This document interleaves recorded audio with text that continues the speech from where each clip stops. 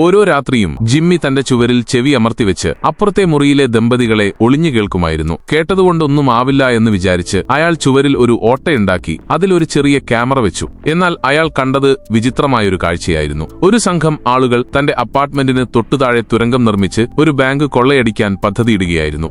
അപ്പോൾ സംഘത്തലവൻ തന്റെ വാക്ക് കേൾക്കാത്ത ഒരാളെ ക്രൂരമായി കൊല്ലുന്നത് കണ്ട് ജിമ്മി പോലീസിലേക്ക് വിളിക്കാനൊരുങ്ങിയതാണ്. എന്നാൽ ആ മുറിയിലേക്ക് വന്ന വൃദ്ധനെ കണ്ട അയാൾ ഞെട്ടിപ്പോയി. അത് സാക്ഷാൽ പോലീസ് ചീഫായിരുന്നു. പോലീസ് തന്നെ ഇതിൽ പങ്കാളിയാണെന്ന് മനസ്സിലാക്കിയ ജിമ്മി ആ കള്ളന്മാരെ തിരിച്ചു കൊള്ളയടിക്കാൻ തീരുമാനിച്ചു. അവരുടെ പണവുമായി പോകുന്ന വണ്ടി തന്റെ മുറിയുടെ തറയിലുണ്ടാക്കിയ ദ്വാരത്തിലൂടെ തട്ടിയെടുക്കുക എന്നതായിരുന്നു അയാളുടെ പ്ലാൻ. നടക്കാൻ പറ്റാത്ത ജിമ്മിക്ക് ഒരു സഹായിയെ ആവശ്യമായിരുന്നു. അപ്പോഴാണ് അയാൾ ഞെട്ടിക്കുന്ന ഒരു കാര്യം തിരിച്ചറിഞ്ഞത്. താൻ ദയ തോന്നി താമസിപ്പിച്ച ആ പാവം സ്ത്രീയെയും മകളെയും തന്നെ നിരീക്ഷിക്കാൻ കൊള്ളക്കാർ അയച്ചതാണെന്ന് അയാൾ മനസ്സിലാക്കി. പദ്ധതിയുമായി മുന്നോട്ടു പോകാൻ ജിമ്മി ലിസയുടെ പാനീയത്തിൽ മയക്കുമരുന്ന് കലർത്തി അവളെ അബോധാവസ്ഥയിലാക്കി. എന്നാൽ ലിസയുടെ മകളുടെ കാര്യം അയാൾ മറന്നുപോയി. ജിമ്മി താഴേക്ക് വന്നപ്പോഴേക്കും ആ കൊച്ചു പെൺകുട്ടി അയാൾ കുഴിച്ച തുരങ്കത്തിലേക്ക് ഇഴഞ്ഞു കയറുന്നത് കണ്ടു. ഭാഗ്യത്തിന് കൊള്ളക്കാർ അവിടെ എത്തുന്നതിന് തൊട്ടുമുമ്പ് അവൾ ഒളിച്ചു. അന്ന് രാത്രി 10 മണിക്ക് കൊള്ള തുടങ്ങുമെന്ന് പോലീസ് ചീഫ് പ്രഖ്യാപിച്ചു. പട്രോളിംഗ് ഉദ്യോഗസ്ഥരെ താൻ മാറ്റി നിർത്തുമെന്നും പറഞ്ഞു. കൊള്ളക്കാർ പോയ ഉടനെ ജിമ്മി ആ പെൺകുട്ടിയെ സുരക്ഷിതമായി പുറത്തെടുത്തു.